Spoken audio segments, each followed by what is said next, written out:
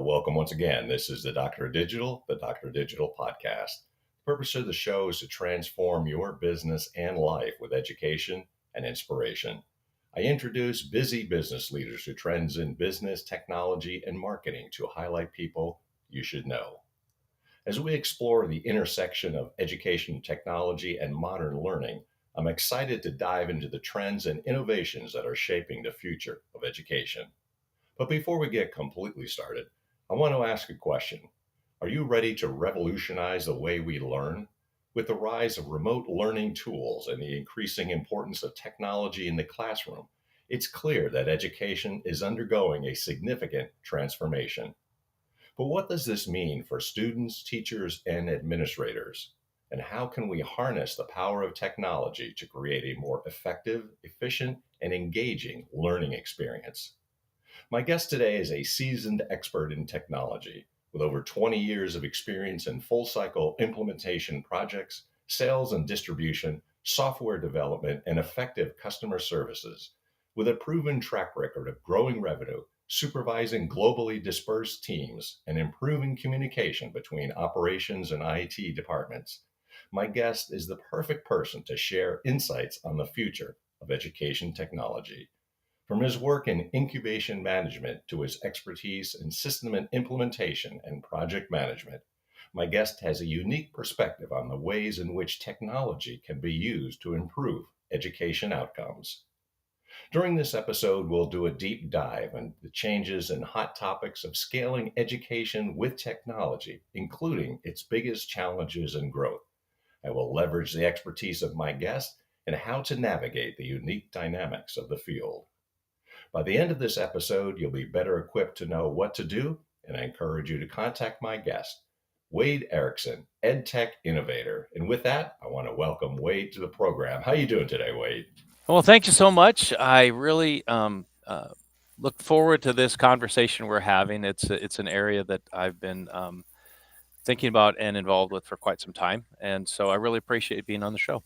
Well, it's fantastic, as I think we've had some good conversations before, and I Sure. expect this one is going to be just like that. So I'm really interested. If you could tell us the story, like how did you get interested in this in the first place, and what's the background? Well, when I got out of college in the late '80s, I went into work for the U.S. Navy as a civilian, and the engineering facility I worked at was a kind of a unique location. It had 1,000 engineers, and you had to have an engineering degree to get a job there. And So we were also a schoolhouse. So we taught classes in quality assurance and other things to other DoD facilities. And in the mid '90s, Congress passed a law to improve the education of the government side of the acquisition process for weapon systems. And it was called the Defense Acquisition University. And my facility was the first on the Navy side, and Army and Air Force, they all had schools that participated. Okay, And we started teaching classes, and we'd fly in all the students to a location and very fly good. in the teachers, and all this was taxpayer dollars. And so it was getting very expensive. And thousands and thousands and thousands of people needed to be educated in these congressionally mandated programs. So we started playing with this thing called distance learning back then. That was the time frame. This is about '94 time frame. And this was 56K dial-up. Most people really didn't even know what the internet was. I remember that famous David Letterman, Bill Gates conversation they had, and when Bill Gates was on the show explaining the internet to David Letterman in '95. So this is early days, dial-up modems at best at home. And back then it was about a glorified, correspondence course, pushing out digital stuff. But in my mind, I was like, oh, this is going to change the future. And I'm anticipating video and audio and all these things are going to come to this browsers. Now, browsers couldn't even play audio back then.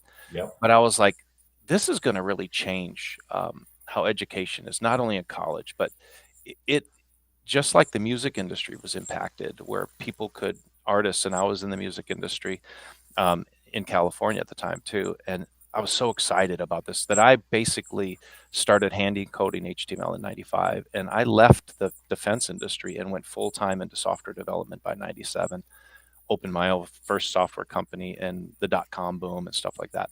Mm-hmm. But in the back of my mind, it was always like, well, we're going to be pushing all of this technology. And I knew from the music industry that there's a lot of pushback from the status quo. Uh, Sure. and knowing that the public school systems and stuff would really kind of see this not only as a challenge to absorb the technology, but somewhat of a threat. These, these big entities like the music industry saw the internet as a threat. And I think there's still a lot of concerns with AI and machine learning and all these things that we have now, multimedia, personalized education through video, audio, and text. Um, and there's billions and billions and billions of dollars being invested in education technology right now. Mm-hmm. And but the kid on the other end of that technology is still has not been supported, because right now, if public school, private schools, charters are going to be a little slower to adopt this new technology that's coming out, these platforms, Mm-hmm. the online model is going to be the one. So online high schools and virtual schools, they're going to be the ones that are going to absorb this the fastest because they have the biggest benefit to applying all of these technologies. So what does that mean? The kids are going to have to be at home taking these online classes because the physical entities, whether it's be public, private, or charter, are a little slower to absorb that. Now, eventually, they all will absorb that. Um, so where I saw this, and this was again decades ago, 20 years ago, I started talking about this idea of having support for the kids that are in online models, Okay. and a place to go that they could go. And this was pre WeWork, virtual working. And so now we've seen this, especially during the pandemic. Kids, 100%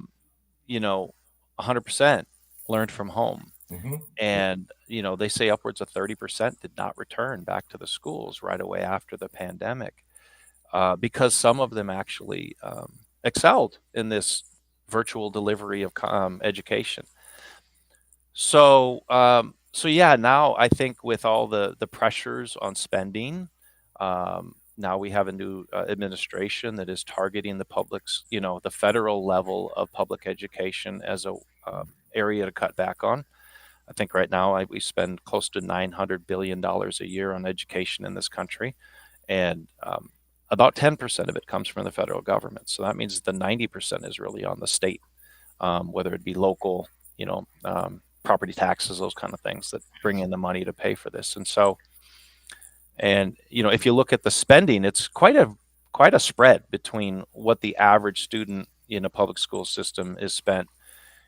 It ranges anywhere from like on the low end of 6 or 7 grand a year, Mm-hmm. all the way up to the high end of about $25,000 a year. In some of the, New York's like 21, 22, and I think Vermont's like 25 or 26, Connecticut, all of those big money. California's close to 20. That's a college education, right? That's for sure. Every year, and we're paying that for these kids. So by the time they finish 12 years of school, $250,000 we got invested in them. $250,000. That's a Mm-hmm. lot of money, and a lot of the kids are questioning the education they're getting. Absolutely. So, and then layer on the digital native kids coming into kindergarten that are um, have been listening to YouTubes and watching YouTubes. I know my grandson when he was 3, before he could talk, he could surf YouTube and watch for, look for videos that he Yeah. wanted. Millions and millions of words came into his head before he even hit kindergarten. So these kids, we've in a sense reprogrammed some of what of their brain and how it processes the shit, swipe left, swipe right kind of uh, social understanding that these kids have with exposure to information, good or bad. It's still information, and it's changing how your brain is, because we get endorphins and stuff, and Facebook and all those guys, they have these habit forming programs, and it's all about endorphin release and dopamines and all that kind of stuff. And so when they hit school, it's traditional education, teacher in front of the blackboard kind of stuff. I kind of have a saying, they're riding a Ferrari to school, and they hit the school, and they're riding a horse at school. Yeah. And nothing to, it's this is not to say anything negative about school teachers. They work hard.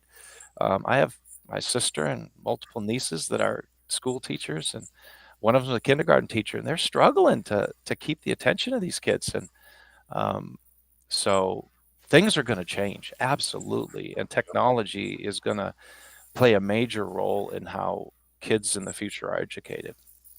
What's interesting is, this way we chatted before, and it's such a parallel because I was teaching in a traditional university setting, liberal arts setting, and standing up in front of a classroom, and 94 is when it hit. I go, oh, this is going to change everything. It's the internet. So Hmm. I'm completely on board. Can you talk about some of the changes that you've seen and we have seen since that period of time and where we are currently? Well, obviously, the internet played a huge role. And as new medias could be streamed quickly, video being the last one, of course. I remember very well when a browser was playing WAV files, not even MP3, and so those were huge, 10 times as big as an MP3 file. And so as that shifted and MP3 came out, and then you had the streaming technologies and all the different piracy sites and all of that. Yes. We all know. I mean, kids that grow up now, when was the last time somebody bought a CD? I mean, I used to go without dinner. I would skip dinner in college to be able to afford to buy an album, when I was in college, because I was living on so little money in college that I really, I mean, what kid would skip a meal to, listen to music nowadays, right? It's just free. It's a commodity now, and it's completely changed the market. And so I anticipated that in '95, and that's really what caused me to jump into the internet was the impact I saw it being in music, and then of course education. So then obviously the APIs, all of the microservices architectures, all of those things, and then of course AI now and machine learning. I started dabbling with that 20 years ago, and I was working. It was really one of my first projects when I started my company in '98, and it was about using artificial intelligence to match resumes against job descriptions, Mm. and then it was score them and provide HR managers to sift through. And I always use the word like Java. Okay, Java in software is very different than Java as a bistro, a coffee person. Um, so if you're getting resumes of coffee people, you don't want to match them against a job description for Java programmers. And so that's where this semantic reasoning was really early days. And Google didn't even have it; they were just doing keyword searching back then. So that was the early days of now how you're matching, and then now with AI and ChatGPT and all of the Salman Khan, who's Khan Academy, the founder of Khan Academy, has a great book, that Brave New Words, and then John Couch, who was the VP of education over at Apple for 20 years. Two great, and his talks about rewiring education. Great books on really kind of the future vision of where things are going with personalized education. And so, you know, there's going to be a point where right now, if you look at go to YouTube and Salman Khan overlays ChatGPT 4.0 on top of his module, and you have a conversational bot, Yeah. tutoring the kid, and it's a bot on the other end that's very patient, very supportive. And I know as a parent, when I was tutoring my kid and grandkids, that patience was not there. um, and they never give up on the kid. They will remediate many, many, many times. And so I see all of those technologies, and you already have the Khan Academies and stuff that have, it's textual bidirectional tutoring AI right now, but it's just a matter of time before now it becomes verbal. And it's already there. You can do Copilot. You can have Copilot. You can take a picture of a problem and say, tell Copilot to, walk me through this. Don't give me the answer, but walk me through it. And it's a conversation for free to teach you how to solve a problem. Um, that is definitely right around the corner. And I think, the school systems, public could learn a lesson from the music industry and how they did not take advantage of the technology, because there would be no Apple Music if Sony Music would have decided that the internet was the new way to distribute music. But they fought to keep the CD in the stores because they controlled Yeah. 96% of the world's distribution of music. Six companies controlled 90, and there was only 10,000 albums released, new albums released a year in 95. Now it's in the hundreds of thousands, and those record labels, they just really touch radio. They don't control any distribution anymore. That's all through Apple and Spotify and all that stuff now. And they could have, especially Sony, they had all the players. They could have become the Apple Music of the time without much of an effort. But um, again, the music folks and the technology folks were completely different divisions, so they didn't talk. But that's an example of evolution theory, that if you don't take serious those disruptive technologies that are coming your way, it will replace you. Yeah. And I think even in my model that I'm talking about and sharing is really about supporting, using learning centers to support these online students. And it's not a micro school because the curriculum is not mine. The education is done through the online model. The care center, the learning center, is really providing the care and providing these kids the ability to come together, social, emotional kind of support, have an adult in the room, because a lot of parents cannot do the homeschooling thing because they've got to go to work. Yeah. And they're concerned about the child, doing the schoolwork at home and the distractions that exist and all of that. So these learning centers, basically, it's like a daycare model, but the kids come and they do their online education at the center. Okay. 2, 3, 5 days a week. Doesn't have to be every day, but it's a place for them to get together, and it fills the gap that a lot of times the online model struggles to fill. Face-to-face projects, as an example. If we all in the corporate world know that we have to work together with people to Sure. do projects and share ideas and distribute work and find strengths and weaknesses. All of that stuff is a very important part of working together to prepare for the workforce, a job one day, or just life, working with others. And if you're at home all day just doing the online, it's a little bit tougher to do those kind of projects virtually. Not that it's impossible, but when you can do face-to-face stuff, I think there's a benefit to that. Plus, a little bit of physical education helps. I mean, I'm not talking a gymnasium. I'm talking yoga, tai chi, that kind of stuff. In place exercise throughout the day. Blend that with the learning time, and then of course tutoring. That's another. Using these AI enabled tutoring models for after the day program, is part of the model I'm, supporting and proposing. And, this was in my head 20 years ago. Yeah. With these online centers, that they needed to be there because the kids, until the schools adopt this approach where the courseware comes to you instead of you going to the classroom, it's going to be really a homeschooled model. Or if you're lucky to pick up a charter school in your geography. And the beauty of this is that through online models, it's the first time we've broke the dependency between educational opportunities and zip code. So if you think about it, every kid in the poor part of town has access to the same educational opportunities as the rich part of town. And so it really could change the underserved communities that struggle to have good teachers in their public schools.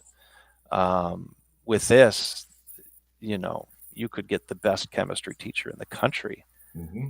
that's teaching chemistry online to the worst parts of South Central LA or something. And so it is something. And then of course now take the rural aspect, or even internationally, tribal or India. I've spent 20 years working with India developers, and their public school system is very, very tough. In fact, if you get any money, your kid has to be in private school. Mm. Something like this, you could have the best online education being pumped out to the rural communities with satellite and edge computing and all that stuff, and they would have access to top-notch education without maybe even a teacher coming into the just Yeah. having a couple of adults that to monitor the kids and help them out. And so this is life changing for many kids throughout the world to be able to leverage this online education. And then on top of that, you layer AI and machine learning on top of that with personalized education. So now each child, if they're a visual learner, an auditory learner, or a textual learner, we tend to fall, 70% of our country's visual and 70% of society's visual learners. They'd rather watch the movie than read the book. I'm an audiobook guy. I can rip through audiobooks on a weekend, but ask me to read that, and I went to grad school. I mean, I read well, but I prefer to listen to it. Because my mental model, I can convert the audio into my mental model so fast that I can process what's being presented versus the text to mental model to now processing that into knowledge. It removes a step. Audio removes the step. And then think of all the kids that would benefit from that, visual learners and auditory learners, because only 10% of our society is textual learners. So they're all now supported independently, because a teacher in front of the blackboard can only teach one speed. Yep. And they tend to teach to the upper third of the class, not the lower 2/3. So the lower 2/3 is playing catch up or falling behind. Now, if you fed those kids their own individualized custom presentation of video or audio instead of just the textbook, and they learn at their own pace and they can remediate independent of the availability of the teacher in the classroom or an aide, again, changes how kids learn. And you could have kids that would have failed out becoming A students because of just the change in how we deliver that content. And that's the passion that I have is, I was fortunate enough to be in an incredible public school, prepared me very well for college. I can't say the same for everybody because once I went to college, I was now introduced to kids from all over the state, different states, because I went to school down here in Texas, grew up in Minnesota, and realized how fortunate I was, the high school that I had in my school district, and that's just not the experience that most have. So anyway, do you have any questions for me? I've been doing all the talking. I had all that. What I was trying to get was the changes and hot topics, and you definitely got that. So Mhm.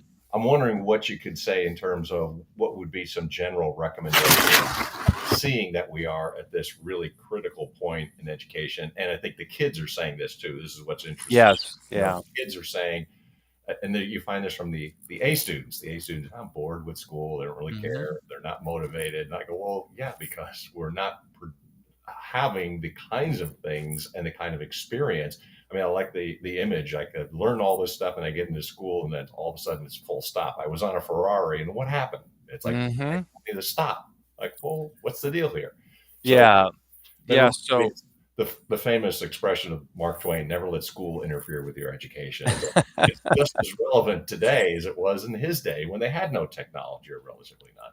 So, what would you recommend? I mean, what do you think? Where do you think we should go now? so I think kids need to understand that you learn for your value. You don't learn for your parents. Yeah, You don't learn for your society. Ultimately, that learning is for you to improve your life. Because if you earn an education, no one can take credit for that. I can't give my diploma to somebody else. yeah, This is mine, and it's my accomplishment. But you know what? Ultimately, I learned way more outside of college than inside of college. sure. And self-learning is the future. So you have now access. When we were in college and school, we didn't have access at our fingertips to, Nobel Prize winning economists that are free courseware from Harvard for free. Yeah, Now, you're not going to get a Harvard degree out of it, but you know what? Who cares? Get the You got knowledge. the Harvard education out Yeah. of it, Yeah. you know? And then MIT, same thing. You can get a computer science bachelor's degree, MIT courseware and teachers for Hmm. free. That was never available. I had to go to college. I had to go to a location to get that. Yeah, I could have read the textbook. There was a lot of, people that advocated for just buy the textbooks, go down to the bookstore, buy the books that they're using, and save yourself money. But when I was in school, I mean, my whole bachelor's education at a major university cost $12,000. Yeah. That's half of one semester now at this, same school. Um, so it has changed, really about learning, how you can learn, what's available at your fingertips. Now with AI tutors and stuff, you're going to have these things that I think credentialing is really going to take over, and it's going to be a pass fail model. It's not going to be anything about A's, B's, C's, and D's, because when I'm not competing against anybody else in the class and I'm in my own self pace, why do I have an A, B, C, or D? Either I just demonstrated that I understand the courseware and can demonstrate that I can apply that in a manner that is, that can be evaluated. Why do I need an A, B, C, or D? Either you have it or you don't. And then, so I think that's going to be a big change. I think kids really need to look at, take advantage of online learning. Khan Academy is awesome. It's free, and then you add the Khan Amigo, which is on top of that for $4 a month for the whole family. I mean, they just got to pay for the AI compute. That's all they're charging for. They're not trying to make money off this. So, you know, decide that education is for you. Hmm. It's not for anybody else anymore. What is the public school model going to be in this new administration? Is the feds even going to have a Department of Education? Who knows? Um, that's 10% of the total spend that would be removed from society. But then again, you know, with online education, most of it's tuition free. And so if it's already getting paid for, now you just have to look at what's the cost of care, versus the kids at home. Obviously there's no cost to the family if they're at home, but there's a cost maybe to their education, right? So really the family has to decide. And then now with Texas right now with the new change out, they're probably going to finally have vouchers here in Texas, which the Republicans have been trying to get through for a long time. I'm talking probably 10 plus years. Hmm. And it was the Democrats that were trying to block vouchers, which is different because most other states, it's the Democrats that push the voucher model to change and flexibility for families. And so that's another thing that I think in the states that are now starting to leverage vouchers. The charter schools are going to be full. The private schools are going to be full. Where are these kids going to, go? Public school or online? You know. And what has really benefited is like that 30% figure is really accurate. Like where those kids go? Well, where did they go? They went online, they went other places, they went home. Or they went back to school and struggled to go back to the old model. Yeah. Precisely. So, I mean, I'm curious, you maybe could elaborate a little bit more on the online learning center, how that model works and what the alternative is. I Sure. think we're at that point. So, so really, like I said, online learning has been available for quite some time, decades, right? I mean, Yeah. at least probably a decade and a lot of the universities have their own virtual schools. Like University of Texas has a virtual high school. Yes. Texas Tech has a virtual high school. Stanford has and it ranges in costs. Like Stanford's online high school is $20,000 a year. Hmm. Um, University of Texas is for Texas residents is free. So you got $20,000 for Stanford, free for University of Texas virtual high school. But to take advantage of that, you don't go to the University of Texas to take this high school. You take it at home. No. Okay. Now, again, there'll be charter schools that'll pop up, and private schools will start to absorb a lot more of this online model of delivering online teachers, AI driven teachers, there's all going to be all kinds of stuff coming down the pike within the next few years. And I think the budgets for research in this area is going to expand. So for the next 5 to 10 years, I think that homeschooling is really where these online models are going to have to go.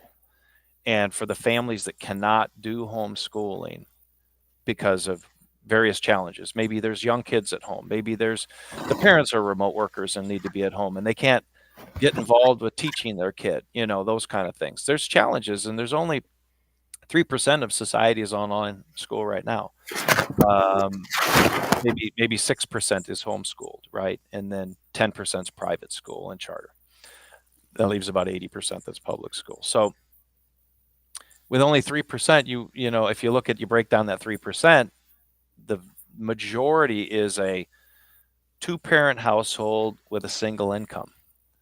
That leaves mom or dad, in some cases, to be home to help with the education of the kid. That's not society, though. Right. Yeah. Society is more dual income and a lot of single family homes that although they might see this great technology coming to online models, homeschooling is just not an option. So what I am proposing and have launched is a facility, very small, 50 cubicles. Max would ever be 100. Kids come here 2, 3, or 5 days a week. Hmm. They do their online education here. We have there's two models of online education. You have synchronous models, which means it's a very rigorous, you in front of the computer, you have a teacher that's involved teaching much like they did during the COVID. And then you have asynchronous models, which is self-paced. And so in the self-paced models, I can have a more structured schedule for those folks where we have learning times, we have social times, we have food together, so you have lunch together, you have social time, and Okay. you build those bonds in the learning center that you would normally have at a public school or private school, a face-to-face school. I see. And, but when you go to your learning time, you're completely independent. The kid next to you could be in a completely different grade, Hmm. completely different program. And that's learning time so I've decoupled the educational options from the physicality, the geography. So you could pop up these learning centers anywhere to Hmm. support the online models that are available to the population. So that's decoupling from educational opportunities from zip code. Zip code. Yeah. And so, it's a model that I'm advocating. Hmm. Even though I have my own facility, I'll have my own locations, I'll probably franchise this thing, but it's kind of like daycare. You have daycare, all kinds of different daycare models. You have daycares in the home, you Yes. have daycares, you have franchises, kindercare, you have the whole spectrum of just daycare for toddlers, right? Well, I see this as potential happening. Co-ops right now, if you look at micro schools, those actually bring a curriculum in, and when the kid comes there, they do the micro schools curriculum. Charter schools, they do the charter schools curriculum. Private school, they do the private schools curriculum. And public school, they do the public school curriculum. Hmm. With online, again, I've decoupled the education from the care. And so I can support literally there's I think 10 or 12 different accredited programs in Texas that's are accredited. You add the unaccredited and it's even more. Hmm. So so there's going to be all kinds of really cool online schools that are coming down, that are really technology, virtual reality. Take chemistry with your virtual reality headsets, or biology, or even because I'm a physical location, maybe we have a small chemistry set that they can use physically, that's not Bunsen burners and stuff. But, it's largely, if people go to the onlinelearningcenters.net, they can see a video of the facility layout. And, I'm sitting here right now in the common area. And we're building it out now. I mean, it's built so I can take kids in. But sometimes it takes me 3 or 4 minutes to describe this to a school teacher that's been doing this for 20 years. So I am, I have to create the market to be able to create the demand. But Sure. I get kids all the time I'm seeing online and chat groups and all that stuff that these kids are just frustrated with what is their educational opportunities and why am I even learning this stuff? You They're know, bored. they're bored. I mean, think about it. You know, you're doing all your social media. You got 1,000 channels of TV at home. You know, when I was growing up, I had 4 channels of TV. Yeah, I wasn't in the house. I was out of the house from in the summer from 8 a.m. till 8 p.m. I that's, wasn't. I was out riding my bike. I was out, you know, you bet. and that was, you know, if I would have. I remember when Pong came out, you know, and that's why I think I'm in the software business, and I think I've played 10 hours of video games in my life. I mean, my kid plays 10 hours in 2 days. My grandkid, you know, so I just, you know, because I was just so involved outside of the house, you know, with riding bikes and sports and all that stuff. Even when, you know, video games started to kind of come around, that would have been in the 70s for me. Um, I just didn't attach to it. We had it. We had Pong. You know, our family got one, but it was, you know, nowhere near Call of Duty and all the things that are out there now. And of course, I think that that has some issues in our society. You know, for shooter games, and when Sure. you're, you know, seeing those visuals every day, all day, thousands and thousands of hours, it's got to change your thinking and empathy and all that. And that's another big thing too, is the bullying and all that stuff. My facility, you know, that won't be tolerated. So I can create a environment that's a safe place for kids and that want to learn, you know. And public schools, to get rid of a kid that's a bad apple is tough. You know, they have these in Texas here. We have these DAEP programs where it's a little miniature school, and they're in white t-shirts and blue jeans, and you know, it's like, you know, juvie. Um, and that's where they have to send the bad kids, you know, and then they learn their lesson, and hopefully they keep from going back there. But that's what the public schools have to do, you know, to provide an environment for kids to learn, you know, separate the tough ones to educate, you know. So, um, but yeah, I think online education really opens up an opportunity to support kids in ways that, you know, just were never supported in decades and decades, hundreds of years of learning, you know, that kids that just didn't learn well. Dyslexics. I mean, add the disabilities on top of just kids that just didn't read well, you know, and that wasn't their preferred learning style, you know. They focused on other things. They dropped out, but Yeah. yet they could have probably been A students with other kinds of information to learn. And could you provide some actionable tips? Because I'm saying, you know, we're at this precipice here. And if you're a parent and you describe all the Mhm. scenarios that we saw even clearer with the pandemic, what sort of actionable tips can you provide for a parent who's concerned and would like to get a better education?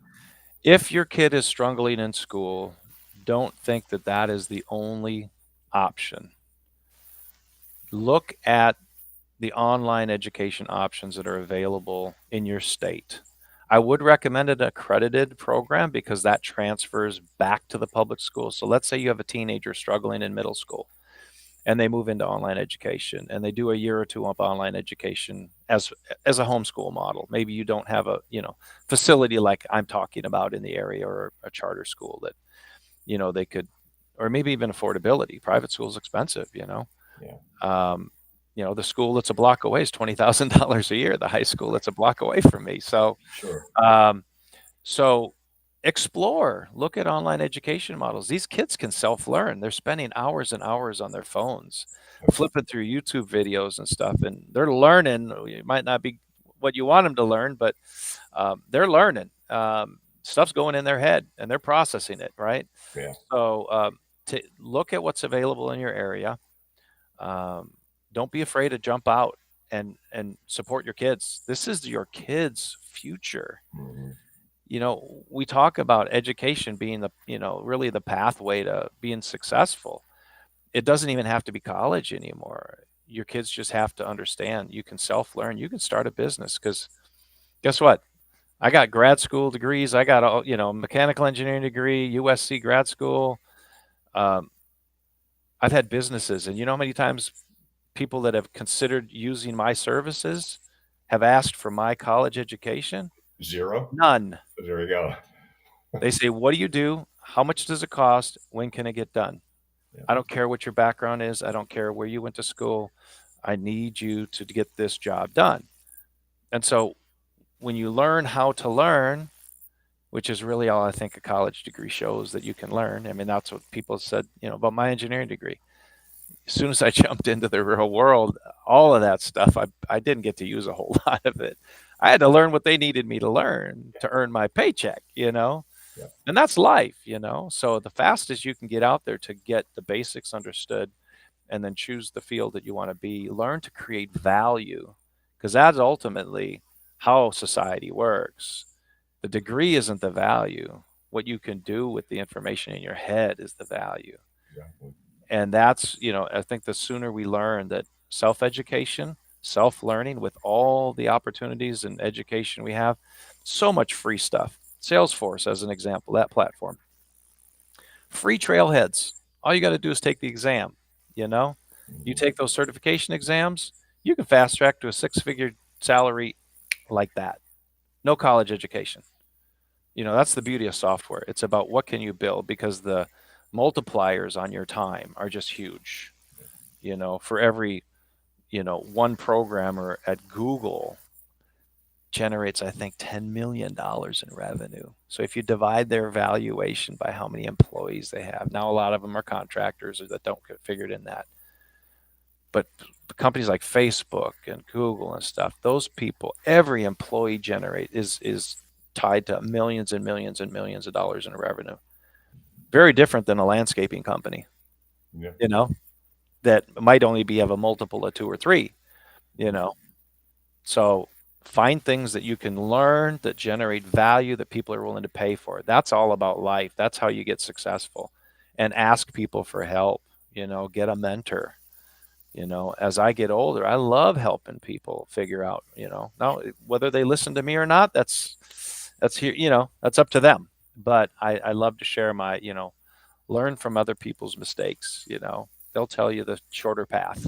So that's how you learn best, when you fail. Yeah, yeah. Well, yeah, fail and learn from other people's failures, not your own. And that's what mentorship's about. What shouldn't I do is important, or maybe more important than what I should do. Yep. And you get that from, wise mentors. So I never learned anything by earning a degree. It's like, yes, yes. I did all that stuff. I didn't learn anything. I loved college, don't get me wrong, but Yeah, it was, and I loved learning. I mean, it is one of the, if I take these, Clifford things about learning how you are, and they, measure certain parameters and characteristics, learning has always come out as number one for me. I watch documentary films. I mean, I'd much rather watch a documentary than a drama, or a comedy or something like that, because my brain just can't be filled up. So I think for the kids that are learners that are really struggling with the teacher in front of the blackboard model, hit these digital models, learn at your own pace, graduate at 14, start online college, Yeah. Maybe even get a GED. If you can't do that, get the GED and then go to online college. And by 17, 18 years old, you could have a couple years knocked out, and leverage what's available. It's great for the entrepreneur. Start a business. Yes, and that's part of my program here is I want to have projects around entrepreneurialism, Yeah. where they as a team come together and you get a group of 5, Yeah. find out what each other's strengths are, take little online surveys. It'll always have an online component. Create a business model, write a business plan, write a marketing plan, write a sales plan. All of these are important. And then have little Shark Tank competitions between my centers, competition with other groups, programming projects, all of these kinds of things we can do here that you probably wouldn't get. You'd have to go to an outside organization that helps kids with entrepreneurialism stuff. And I think, what is it? 90% of people are in small businesses, that work in the US. So there's always room for another business, I mean, 90% fail, but that's okay. But it's also the driver of the economy, is a small business and Mhm. entrepreneurs. right? The big It companies sure is. are not Sure. for profit centers. It's the small companies, the innovators who are out there. So you are open for business. So I make that clear, Hmm. Hmm. because I also want to say, like, now you've heard what you have to say and what you're proposing. How do they get a hold of you? What's your contact information, and make sure they're able to reach out to you?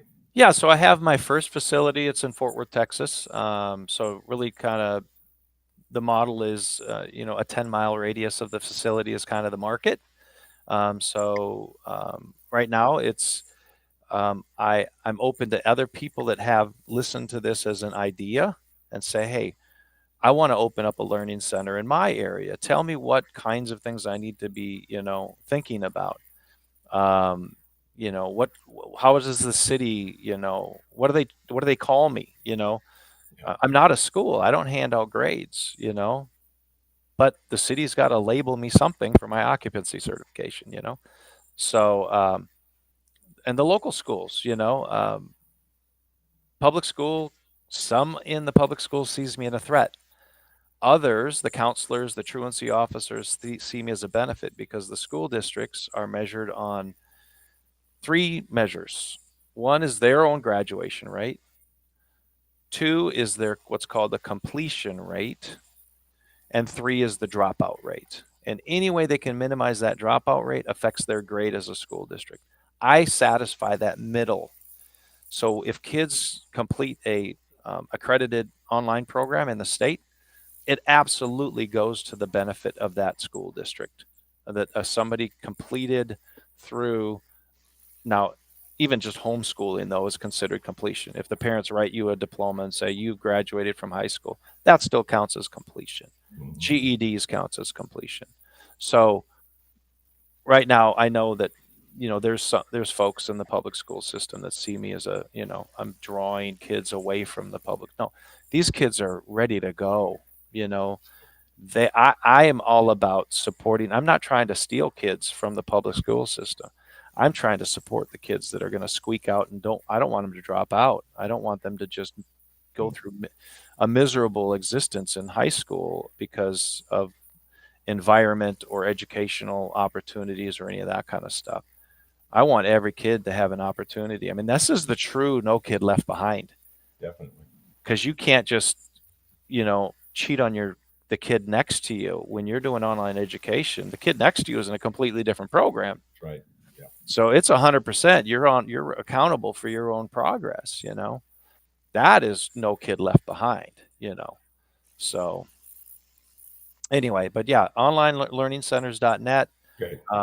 I've got a meetups for just in general online learning for parents, that and that's going to be there's a meetup for that. I'm going to start a so I have podcasts that I've already done podcasts in the past. One was Tech Leaders Unplugged that people could see that I used to host, um, and then but I'm going to have some around education technology. I'm going to have one around the Texas voucher program because that's still now with the newest election. So we're only a week into this. It looks like it's going to pass in Texas. So, there's going to be a lot of people that are like, how does this vouchers work? What can I spend voucher money on? So I'll have guests that are, people behind the voucher program, legislators, schools, to help, navigate this whole voucher thing because it'll be, similar as other states. I'm sure they'll probably adopt some other state programs. So, but yeah, that's the best way. OnlineLearningCenters.net. They can find me on LinkedIn, um, and email me. Always willing to share with people, and I do want competition. I want other people to do this kind of a model. There's no way. I mean, even if I opened 100 centers at 100 kids, that's 10,000. That's one little school. That's one school district here in my local community with 100 facilities. So I can't do this all myself. I would love for people to just say, just like a daycare center, I want to help kids. How do I help kids? I like that model. How much does it cost to open a center? Where should I open a center? What should I look for in the market? The best absorption? Because ultimately, you still got to find parents that are willing to pay for it, unless there's a voucher that'll pay for it. Yeah. So, Well, very enlightening, okay. very exciting. And you and I have been thinking about this for a long time. So Hmm. I'm totally on board with it because it's a time that has come. So I appreciate your insight. I appreciate your innovation and your expertise. Thank you very, very much for being my guest today, Wade. I really appreciate it. Thank you so much for having me on, and good luck with your podcasts in the future. And I think it's a great medium to get the word out for things like this. It's the best. It works for both of us. So thanks again. Excellent. I, All right. Thank you. you bet. You know, if you like what you're hearing, and certainly hope that you do, make sure that you like, subscribe, positively review. And also, I want to take a little bit of time to thank the supporters of the program, and that is the publishers of both On Track, Ian Hunter, and of course, Burning America for all their support. So if you want to reach out to me, I'm the Ideas Author Coach, guiding you from draft to shelf. If you've got an idea or a text in mind or you've been working on, let's chat. I help business leaders, CEOs, and entrepreneurs break through their obscurity through written presentations, building credibility and authority. That's the private Facebook group, the Ideas Author Coach. Reach out and we can have a chat there as well. Until the next time, this is the Dr.